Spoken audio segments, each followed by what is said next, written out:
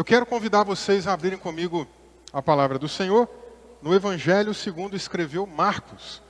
Abra comigo aí a sua Bíblia no Evangelho segundo escreveu Marcos, lá no capítulo 4. Nessa noite, uma noite em que a gente está aqui então se preparando para a virada do ano, nosso último culto do ano, e ao mesmo tempo o primeiro, né, gente, do ano de 2025, que a gente já vai terminar o culto e ao mesmo tempo começar outro, não é? Então, eu quero trazer uma mensagem que envolve um pouco daquilo que a gente tem como objetivo, como igreja, para esse ano de 2025. Eu não sei se o Edson já daqui a pouco vai conseguir colocar ali. Eu preparei uma arte para que esse ano nós estejamos em oração para que a nossa igreja colha, para que a gente consiga colher. A gente tem plantado, irmãos, a gente tem semeado esses vários anos e é tempo de colher, é tempo de realmente ir em busca daquilo que o Senhor tem preparado para a gente, né? Então, nesse ano de 2025, nós queremos crer que será um tempo de colheita, né? É uma meta, é um objetivo. Não falo isso como outras denominações utilizam, né? Como se fosse uma coisa profética, como se aquilo que eu fosse falar tivesse um certo poder.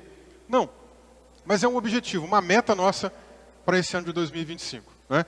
E pensando justamente nessa questão de colheita, de nós colhermos mais, eu gostaria de meditar com vocês no seguinte tema: melhorando o nosso rendimento espiritual. E tem a ver com a colheita que está narrada aqui em Marcos capítulo 4, tá bom? Vamos fazer a leitura do texto e em seguida a gente vai entendendo aí um pouquinho mais daquilo que eu entendo que faz parte da nossa busca para 2025. O texto bíblico diz assim: Jesus começou a ensinar outra vez à beira-mar, e uma numerosa multidão se reuniu em volta dele, de modo que entrou num barco, onde se assentou, afastando-se da praia, e todo o povo estava à beira-mar na praia. Assim, ensinava-lhes muitas coisas por parábolas.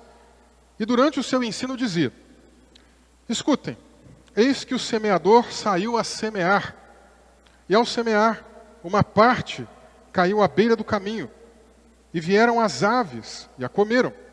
Outra parte caiu em solo rochoso, onde a terra era pouca, e logo nasceu, visto não ser profunda a terra. Saindo, porém, o sol a queimou, e porque não tinha raiz, secou-se. Outra parte caiu entre os espinhos, e os espinhos cresceram e a sufocaram, e não deu fruto. Outra, enfim, caiu em boa terra e deu fruto, e a semente brotou, cresceu, e produziu a 30, a 60 e a 100 por um. E Jesus acrescentou: quem tem ouvidos para ouvir, ouça. Amém, meus irmãos? Vamos orar. Feche os seus olhos comigo. Senhor nosso Deus e Pai, nós bendizemos ao Senhor nesta noite. Obrigado, Senhor, por esse tempo importante na presença do Senhor. Obrigado pela vida de cada um dos irmãos e irmãs que estão conosco aqui nesse momento, por aquelas pessoas que também nos acompanham na transmissão. Ó Deus, prepara para a gente aqui, nesse momento, ó Pai, um aprendizado importante, nos dá discernimento, nos traz luz do Teu Espírito Santo, para que nós possamos captar a Tua vontade nessa palavra que acabou de ser lida. Fala ao nosso coração, Senhor, é o nosso pedido, e nós assim desde já oramos, agradecidos no nome santo de Jesus. Amém e amém. Como eu disse para os irmãos, o tema nessa noite então é melhorando o nosso rendimento espiritual. Você vai entender daqui a pouco porque essa é a ideia de uma melhoria do nosso rendimento. Bem, nós fizemos a leitura de uma parábola muito conhecida na Bíblia Sagrada, a chamada parábola do semeador.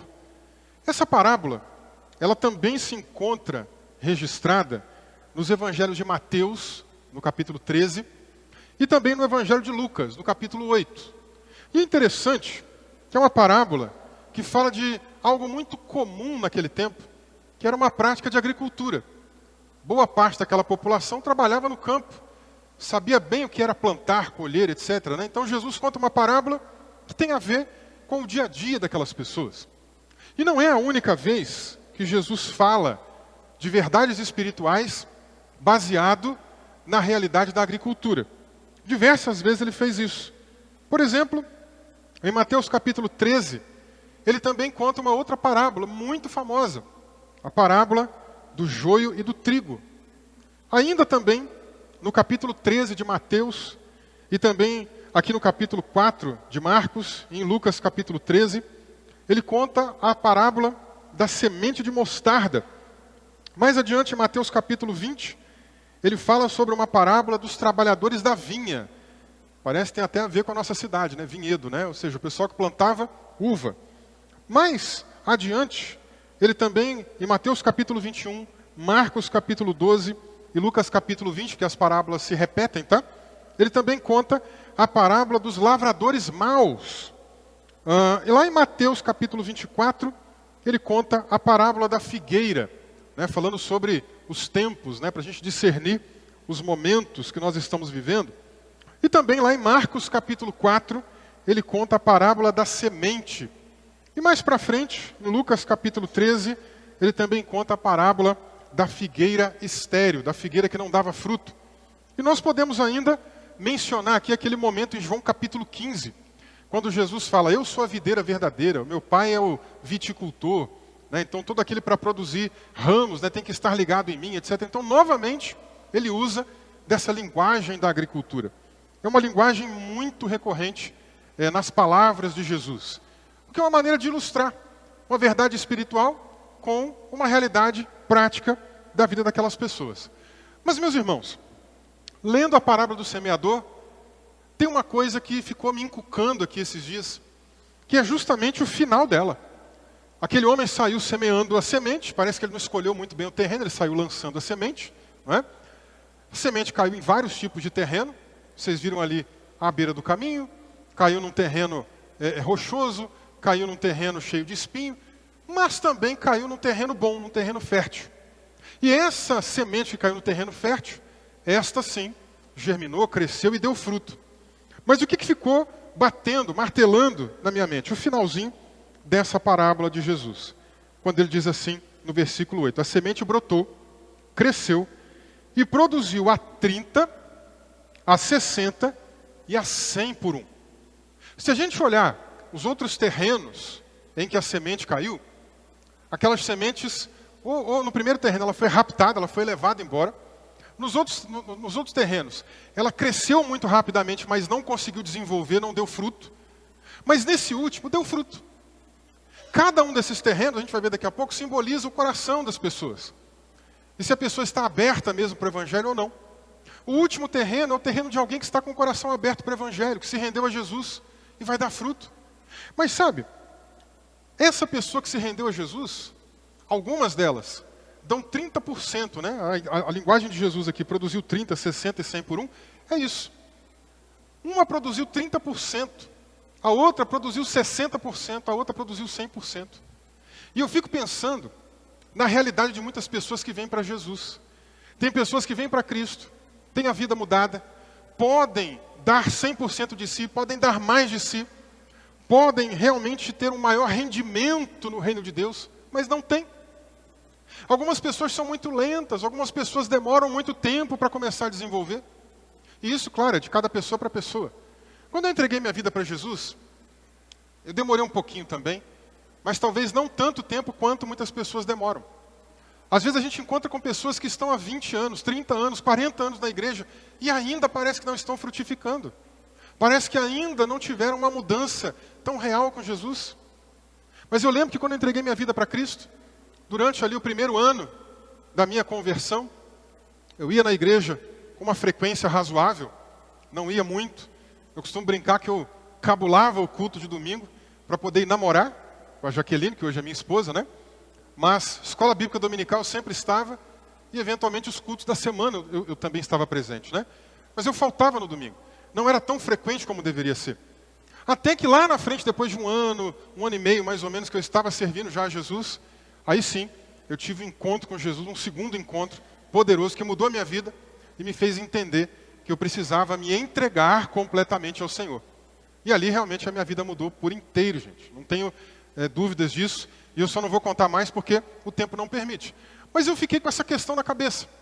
Algumas pessoas vêm para Jesus e dão 30% da sua capacidade, 60% da sua capacidade. Outras dão mais. Outras talvez dão até menos de 30%.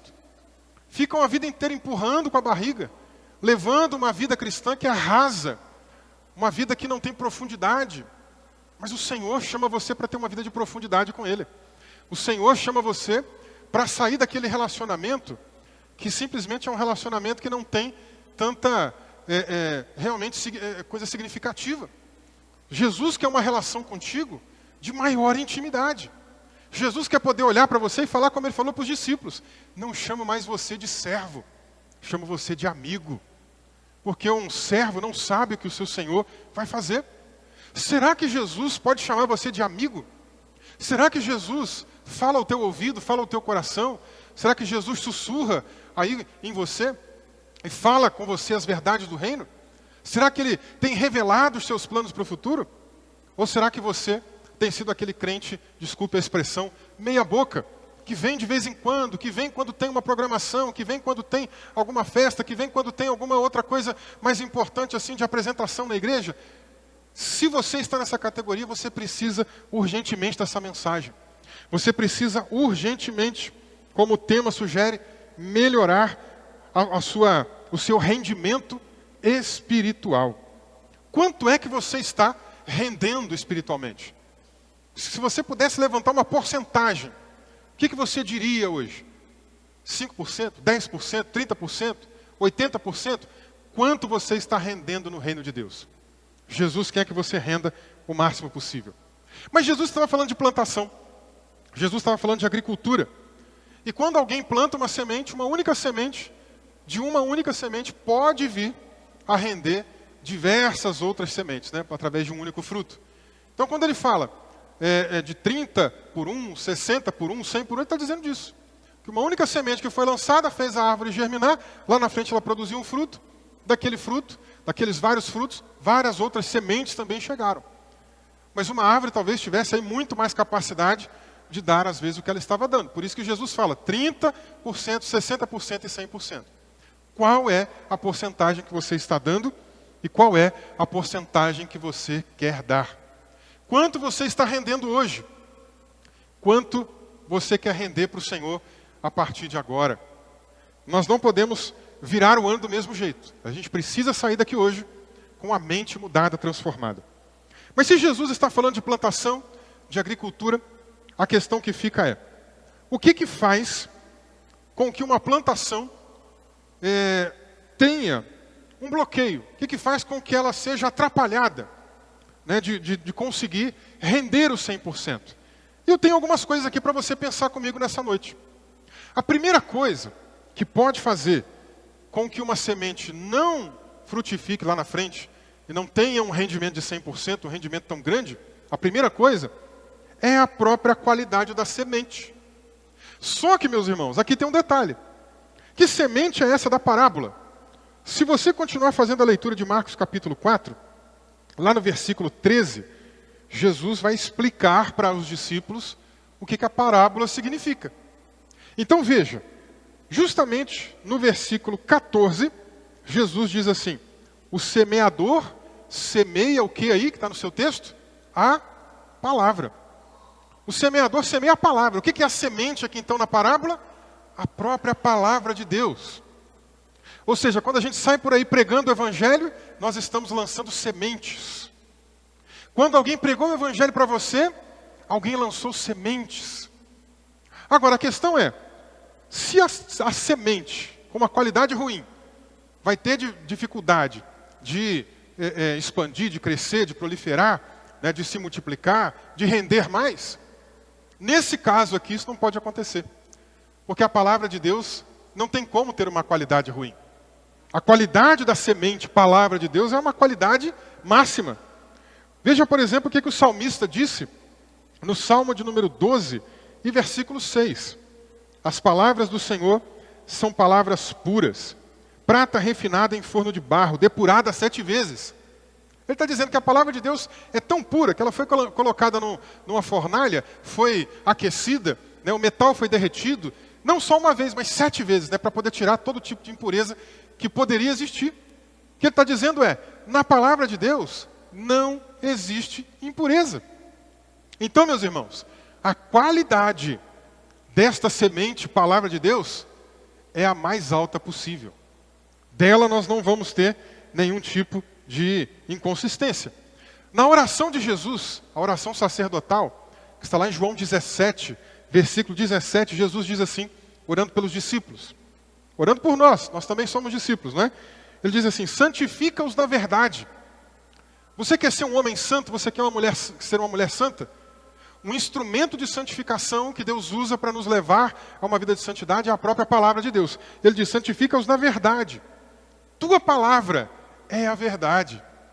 Então, novamente, eu termino aqui esse primeiro ponto, mostrando para você que a qualidade da semente, nesse caso, né, pensando na palavra de Deus, não é o problema. A semente que nós estamos aqui lidando com ela é a melhor possível, da maior qualidade possível também. Segunda situação que pode fazer com que uma semente não frutifique bem no futuro, ou que ela não tenha um bom rendimento no futuro, qual seria? A qualidade do solo, a qualidade do terreno. Nós falamos agora há pouco que os terrenos que aparecem aqui na parábola do semeador, simbolizam o nosso coração, simbolizam o nosso interior. Então veja, por exemplo, o que acontece aqui na Bíblia. Nós vamos encontrar alguns tipos de terreno. O primeiro terreno, o primeiro tipo de solo, é o solo rochoso. Ou seja, aquele solo que não tem quase nada de terra, ele tem mais pedra. Se você furar a terra e tentar encontrar ali, né, até a profundidade dela, você vai ver que tem alguns centímetros, uma profundidade pequenininha. Isso significa dizer o quê? Que são pessoas que têm um coração até que fica feliz quando recebe a palavra, mas não consegue dar profundidade nela. E o que nós falamos agora há pouco? Jesus quer um relacionamento profundo com você. Jesus não quer um relacionamento raso com você, quer um relacionamento profundo. Gente, eu não quero relacionamento raso com ninguém. Eu não quero relacionamento raso com a minha esposa. Eu não quero relacionamento raso com os meus filhos. Eu não quero relacionamento raso com os meus irmãos em Cristo. Por que é que eu vou querer um relacionamento raso com Jesus? E aí, Jesus na parábola, ele explica para os seus discípulos o problema desse terreno. Ele diz assim, que essas pessoas do terreno rochoso são aqueles que, ouvindo a palavra, está no versículo 16, ouvindo a palavra, logo recebem com alegria. Mas eles não têm raiz em si mesmos, sendo de pouca duração. Quando chega a angústia, a perseguição por causa da palavra, logo se escandalizam. O que a gente disse? É um terreno que não tem profundidade. A semente, ela germina rápido, mas não se aprofunda, não cria raízes. São aquelas pessoas que não sabem onde fica, que nunca conseguem se firmar com Jesus, nem em igreja nenhuma. São aquelas pessoas que estão sempre pulando de galho em galho, né? Então, não conseguem ter profundidade, não conseguem se enraizar. E isso é um problema, Jesus está apontando. Segundo tipo de terreno que ele aponta aí para a gente é o terreno espinhoso. Lá no versículo 18, Jesus explica o seguinte: os outros, os semeados entre os espinhos, são os que ouvem a palavra, mas as preocupações deste mundo, a fascinação da riqueza e outras ambições aparecem e sufocam a palavra e ela fica infrutífera. São aquelas pessoas que ouvem a palavra também, recebem com uma baita alegria no começo, mas o foco delas não está em Cristo. Tem muita gente que vem para a igreja no momento de angústia, já viram? A pessoa vem, está doente, aí ela busca o Senhor enquanto está doente, aí Jesus cura, ela larga Jesus, não volta mais. Tem gente que está desempregada, vem procurar o Senhor, aí consegue o trabalho, não volta mais. Várias pessoas que vêm por alguma motivação secundária, quando conseguem essa motivação, deixam Jesus de lado. O que Jesus está dizendo aqui é justamente isso. Essas coisas que deveriam estar em segundo, terceiro, quarto plano, que acabam estando em primeiro lugar, sufocam a palavra de Deus, sufocam a experiência com Jesus. E essa pessoa então, quando percebe que ela está ganhando dinheiro, quando ela percebe que está se relacionando com uma outra pessoa, quando ela percebe que está ganhando alguma outra coisa melhor, ela larga Jesus. Irmãos, quando eu entreguei minha vida para Cristo, eu falei para vocês, eu fiquei ali cerca de um ano e meio, ainda demorando a tomar a minha decisão final mesmo ali, né? E eu lembro de uma coisa que marcou a minha vida. Vou contar para vocês. Eu me lembro, já namorava com a Jaqueline, já há alguns anos. Nós namoramos ao total 5 anos, depois nos casamos. Mas, pouco tempo depois que a gente estava namorando, eu me converti, entreguei minha vida para o Senhor, né? E aí tivemos aquele embate. Se eu ficava namorando, se eu ia para a igreja, né? Coisa que muita gente acaba passando também. Durante um ano e meio, a gente foi levando o nosso namoro assim. Até que chegou um dia, eu falei, não, eu preciso tomar uma postura na minha vida. Eu não posso deixar o namoro, nesse caso aqui, sufocar a relação com Jesus. Jesus tem que estar em primeiro lugar. E eu me lembro que eu fiz a oração, que eu costumo dizer que era a oração que eu tinha medo de fazer. Eu costumo dizer assim. Por quê? Porque foi um belo dia que eu dobrei o meu joelho, era solteiro ainda, morava com meus pais, né? Dobrei o meu joelho e lá no quarto onde eu dormia, liguei o som bem alto e comecei a orar. Senhor, hoje eu entrego nas tuas mãos o meu relacionamento com a Jaqueline. Se o Senhor tem algum propósito com a gente, abre as portas, Senhor, para a gente se casar, para a gente fazer a nossa família. Mas, Senhor, se o Senhor também não tem propósito na nossa vida, Senhor, pode removê-la da minha vida, porque eu quero é te servir. Irmãos, não deu ali alguns dias, menos de uma semana, ela me convidou para ir numa igreja. E eu fui entendendo, então, a partir dali, que o Senhor estava confirmando que tinha um propósito na nossa vida e que era para a gente seguir adiante. E hoje, graças a Deus, temos essa família linda que o Senhor me deu, né? Mas eu precisei fazer essa oração. Eu precisei tomar essa postura, eu precisei tomar essa decisão.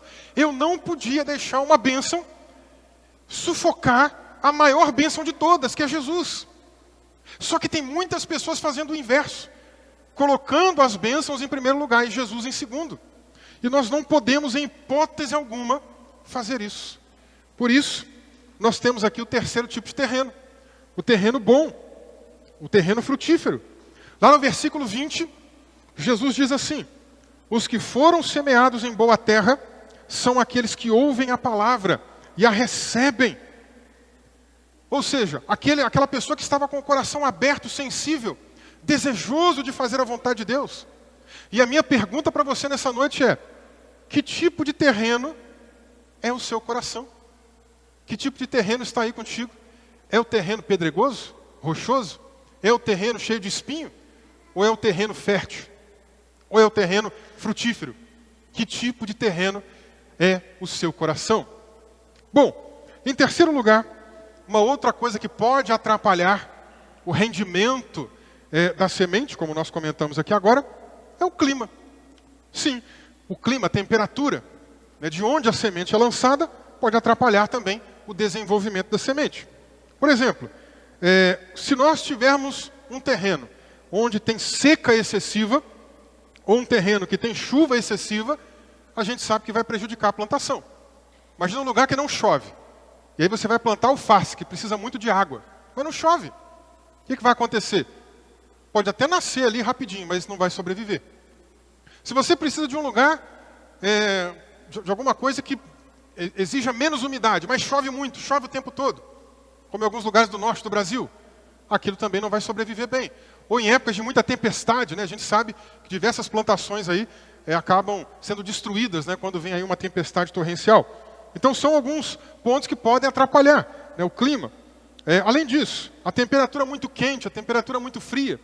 Já pensou você ir para um lugar que neva e tentar plantar alguma coisa no meio da neve? Não vai dar, gente, não tem como, né?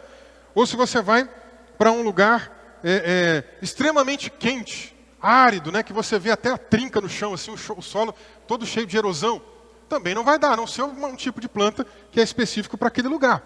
Né? Ou um lugar que não tenha muita iluminação, que a planta também precisa de luz, precisa do raio solar. Se ela está escondida atrás de um muro, se ela está escondida atrás de um lugar que ela não pega sol, também não vai conseguir frutificar, também não vai conseguir crescer. E aí, eu olho para a Escritura e eu vejo a sabedoria de Deus para fazer uma comparação belíssima com isso, de quem anda com o Senhor. Quem anda com o Senhor, diz aqui no Salmo de número 1, versículo 3, será como árvore plantada junto a uma corrente de águas, que no devido tempo dá o seu fruto e cuja folhagem não murcha. Quem anda com Jesus, quem está firme com Cristo, aquele que é o terreno realmente ali bem preparado, frutífero, o que acontece? Essa árvore vai crescer perto de um ribeiro de água. A raiz vai se estender para lá, como o salmista comenta. A raiz vai poder puxar todos os nutrientes que precisa. A luz solar vai poder descer sobre aquela árvore e a folha dela nunca vai murchar, que ela sempre vai ter a energia necessária. Então, um bom aprendizado para a gente. Quer ter uma vida diferenciada em 2025? Esteja cada vez mais próximo de Jesus Cristo, que é o sol da justiça, que é a luz do mundo, que é a resplandecente estrela da manhã. Ele vai trazer os recursos necessários para a sua vida. Jeremias capítulo 17, olha que interessante. Aqui o profeta também é usado por Deus para falar algo muito parecido com aquilo que o salmista disse. Está lá nos versículos 7 e 8. Diz assim: bendito é aquele que confia no Senhor, porque ele é como a árvore plantada junto às águas, estende as suas raízes para o ribeiro, não receia quando vem o calor. Nós estamos falando de clima. Não receia quando vem o calor, não receia quando vem a luta, não receia quando vem a angústia, não receia quando vem a decepção, não receia quando vem a adversidade, não receia quando vem o problema. Por quê? O texto continua dizendo aqui: porque as suas folhas permanecem verdes, e no ano da seca não se perturba, nem deixa de dar fruto. Os anos que a gente pode estar passando, os momentos que a gente pode estar passando dificuldade, os momentos que a gente pode estar enfrentando a maior tribulação da nossa vida, se você está com Jesus, ainda naquele momento você vai dar fruto. Então a melhor alternativa é: esteja próximo de Jesus. Com Ele você vai conseguir estender as raízes, buscar os nutrientes necessários, e as suas folhas nunca vão murchar. Vai ter sempre trabalho, vai ter sempre a saúde que você precisa para seguir adiante. Amém, meus irmãos? Quarto lugar, uma outra coisa que impede também o avanço, o rendimento dessa semente: pragas e ervas daninhas. Pragas e ervas daninhas. Eu pulei aqui de propósito o primeiro tipo de terreno que Jesus comentou. O primeiro tipo de terreno que ele fala que o semeador saiu jogando semente foi à beira do caminho, se você perceber comigo. Então lá no versículo 15, Jesus explica assim: estes são os da beira do caminho, onde a palavra é semeada. Quando ouvem, logo Satanás vem e tira a palavra semeada neles. Olha que interessante. Ele está dizendo aqui que Satanás vem e arrebata. É até assim que a palavra original é usada, né? Satanás vai lá e arrebata, ele tira. Jesus fala, mas não sei se você já andou muito pelo meio do mato, tem umas trilhas assim, né? Vai passando pelas trilhas e o homem está lançando a semente. Está lançando a semente. Só que a trilha não é um lugar de você plantar nada. A trilha é um lugar de você passar. Geralmente fica até batido ali, né? Marca até o caminho. Esse homem está lançando. Está lançando. A trilha, à beira do caminho, não é um lugar para plantar absolutamente nada. O que vai acontecer com aquela semente que está lançada no lugar errado? As aves vão vir e vão pegar. Então, nesse caso, pragas, aves, outros bichos, né? Por exemplo, aqui só para ilustrar, alguns tipos de praga que atacam as plantações: traça, lagarta, mosca branca, pulgão e mais um monte de outras, fora as aves, né? Jesus está dizendo aqui que essas pragas, elas representam o próprio Satanás. Satanás vai lá, aproveita que a pessoa está desavisada, aproveita que o coração da pessoa está fechado, aproveita que aquela pessoa não quer saber de Jesus de maneira nenhuma. O que ele faz com a semente? Pega a semente e leva embora. E o que acontece com aquela pessoa? Ela continua do mesmo jeitinho que ela estava. Ela fica querendo mudança para a vida dela. Eu quero mudança, eu quero mudança, eu quero que alguma coisa nova aconteça. Mas sem Jesus não vai acontecer. Vai continuar do mesmo jeito, se não piorar. Então, se a pessoa não entrega de fato o seu coração para Jesus, se ela não deixa o seu coração ser preparado pelo Espírito Santo, o coração dela vai continuar seguindo nesse mesmo caminho ruim. E olha que interessante. Estava me lembrando que além de Satanás arrancar a semente que acaba caindo no meio do caminho, eu me lembrei também da parábola do joio e do trigo. E Satanás também é o apontado, é o culpado por lançar sementes falsas no meio da igreja. Lembram lá o joio do trigo? O que é o joio e o trigo? O trigo é realmente o que vai ser plantado para poder produzir alguma coisa para depois virar comida, né? O pessoal tirava lá, fazia para virar pão, etc. e tal, e outras coisas. Mas o joio, quando está crescendo, parece muito com o trigo. Os dois, quando estão crescendo, parecem. Só que quando chega numa certa fase, você consegue identificar: opa, isso aqui não é trigo, isso aqui é joio. É uma erva daninha, né? Então, lá na parábola, o que conta lá? Que o inimigo foi lá de madrugada e semeou, né, falsas sementes de trigo. Não era trigo coisa nenhuma. Então, além de Satanás, às vezes, roubar a semente, em outros momentos ele planta falsas sementes. E isso mostra para a gente, irmãos, que nós também estamos numa batalha de cunho espiritual ao longo da nossa vida cristã. Temos que ter atenção, temos que estar sensíveis para não deixar, em hipótese alguma, Satanás levar as sementes de Deus, né, ou lançar também no nosso meio falsas sementes. Temos que estar sempre sensíveis à vontade do Senhor. E para terminar, nessa noite, em função do tempo, né, o nosso tempo aqui é apertado. Hoje a gente está em contagem regressiva, então não posso abusar muito aqui do tempo. Mas em quinto lugar, nós temos aqui ainda também um último ponto que eu entendo que pode impactar diretamente na maneira como nós plantamos, na maneira como as sementes acabam rendendo ou não rendendo, que é o uso de máquinas e equipamentos. Recapitulando, para explicar aqui o último ponto, em primeiro lugar, nós falamos da qualidade da semente. E a gente viu aqui que a semente tem a mais alta qualidade, porque ela é a palavra de Deus. Em segundo lugar, nós falamos da qualidade do solo. E o solo é o seu coração. Que tipo de solo tem aí, hein? É o solo do meio do caminho? É o solo rochoso? É o solo cheio de espinhos? Ou é o solo frutífero, preparado pelo Espírito Santo? Em terceiro lugar, nós falamos do clima. Nós falamos aqui, né, ou seja, de lugares muito secos, de lugares talvez muito úmidos, de lugares muito quentes, de lugares muito frios. E isso também pode impactar. Em quarto lugar, nós falamos das pragas e das ervas daninhas. E agora, por último, nós falamos então de máquinas e equipamentos. Todo mundo que vai plantar usa algum tipo de maquinário, seja um maquinário manual, né? Por exemplo, ali uma enxada, uma foice, um ancinho, uma picareta, alguma coisa do tipo, vai usar. Ou de repente vai usar algum equipamento mais moderno, alguma máquina realmente mais moderna, né? Naquela época antiga, existiam alguns maquinários também, não como hoje, né? Hoje tem coisa elétrica, hoje tem coisa movida a vapor, movida também aí a outros tipos de combustível. Então é claro que Jesus não estava pensando nesses tipos de maquinários que nós usamos hoje em dia.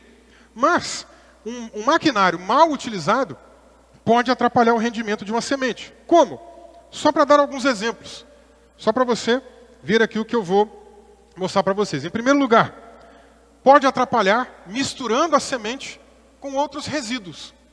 Ou talvez com areia, que vai atrapalhar a plantação, vai abafar a plantação e não vai permitir que a plantação cresça corretamente. Segundo lugar, pode atrapalhar com a distribuição da semente. A distribuição não ficar tão uniforme, né? Porque tem que ter uma distância também. Você não pode sair jogando um monte de semente tudo juntinho, tem que ter uma distância, né? Então tudo isso também impacta na questão do uso do maquinário ou do equipamento. E veja o que Jesus falou, gente, vai vir diretamente ao encontro do que nós estamos falando de maquinários e equipamentos, né? Lucas capítulo 9, versículo 62. Jesus disse assim: ninguém que põe a mão no arado e olha para trás é apto para o reino de Deus. Ele está usando aqui exatamente um exemplo de agricultura. A máquina, o equipamento do arado, que poderia ser empurrado na mão mesmo, ou poderia ser puxado por um carro de bois, mas tinha que ter uma pessoa para poder, né, dar a direção. Não poderia ser uma pessoa distraída. Não poderia ser uma pessoa que ficasse olhando toda hora para o outro lado. Que era uma máquina, era um equipamento que tinha uma outra parte embaixo que vinha perfurando o solo e a pessoa ia marcando o lugar. Então imagina comigo, alguém ali muito atrapalhado, né, levando para frente o negócio e olhando para o lado. Na hora que ela chega lá no final da plantação, saiu tudo torto. Imagina um carro de boi seguindo. E ela que também está dando a direção para o carro de boi, né? Os bois estão indo e ela que também está dando a direção. Se ela começa a conversar outra coisa, a pensar no almoço, a pensar em outra coisa, o que vai acontecer? Vai também se desviar do foco. O que Jesus está dizendo aqui é justamente isso. Se você já colocou a mão nesse arado, se você já teve um contato com o reino de Deus, com Jesus, já entregou sua vida para Ele, se você já é uma semente que deveria estar frutificando a 30%, a 60% ou a 100%, não dá tempo mais de ficar olhando para trás. Não dá tempo mais de ficar se desviando, olhando para outras coisas que não são convenientes. Jesus quer que você olhe para frente. A palavra do Senhor diz que nós devemos olhar para o autor e consumador da nossa fé. Quem é este? É o próprio Jesus. Nós temos que estar firmes olhando para Ele o tempo todo. Às vezes vão aparecer problemas, irmãos. Às vezes vai aparecer alguém que fez alguma coisa de ruim conosco, no trabalho, na empresa, na rua, que vai chatear, quem sabe até na igreja. Mas aí o que você vai fazer? Você vai deixar de olhar para frente para Jesus e vai olhar para o lado? Vai ficar desviando o seu olhar? Vai ficar perdendo o foco? Problemas vão chegar na sua vida. Todo mundo passa por problemas, gente. Um dia eu vou pregar novamente aqui uma mensagem que eu já preguei há muitos anos, chamado As Origens dos Problemas, né? 3 origens dos problemas, baseado lá em Salomão. Quando Salomão tinha lá um bebezinho, ele teve que resolver um caso de DNA. Um dia eu vou pregar de novo essa mensagem aqui. Todo mundo tem problema. Lá naquele contexto, Salomão estava com problema, a prostituta estava com problema, o soldado de Salomão estava com problema, e até o bebezinho estava com problema. Todo mundo tem problema. Não é? Então, nesse caso, o que você vai fazer quando o problema chegar? Vai ficar olhando para ele? Vai fazer como o exército de Israel, na época de Davi, quando não era rei ainda, que tinha lá um baita de um soldado, com mais de 2 metros de altura, quase 3 metros de altura, né, o Golias. Vai ficar olhando só para ele, para a altura dele, como o exército de Israel fazia? O homem meio que dava um passo para frente, todo mundo olhava só para ele, dava um passo para trás? Não, meus irmãos. Nós temos que fazer como Davi, naquele tempo também. Que ao invés de olhar para aquele gigante, que ao invés de olhar para o tamanho do problema, olhou para o tamanho do nosso Deus. Ele olhou para o gigante e falou assim: você até vem contra mim, com escudo, com lança, com espada, com esse monte de parafernália. Mas eu vou contra você. Ele não fala, eu vou contra você com uma funda. Não, ele não falou isso não. Ele disse, eu vou contra você em nome do Senhor dos Exércitos. É assim que a gente tem que caminhar na nossa vida. Você colocou a mão no arado? Bola para frente. Não dá tempo mais de ficar olhando para trás nem para os lados. Não é mais tempo de se desviar. É tempo de frutificar. É tempo de produzir 30, 60 e, se possível, 100 por 1. Amém, meus irmãos? Que 2025 seja um tempo diferente na tua vida. Seja um tempo de colheita. Que você possa colher bastante, que você possa produzir bastante. Que o Senhor abençoe a tua vida. Fique de pé comigo nessa noite. Vamos aproveitar esse tempo. Falta menos de 1 minuto agora para virar o ano para 2025. E eu gostaria de pedir você para fechar os seus olhos e orar. Fale com Deus. Fale com o Senhor aquilo que tem acontecido na sua vida. Agradeça a Ele por esse ano que está se encerrando. Peça a Ele por um ano diferente nesse 2025 que está entrando. Mas fale com Ele. Feche os seus olhos. Pegue a sua família. Ore juntos.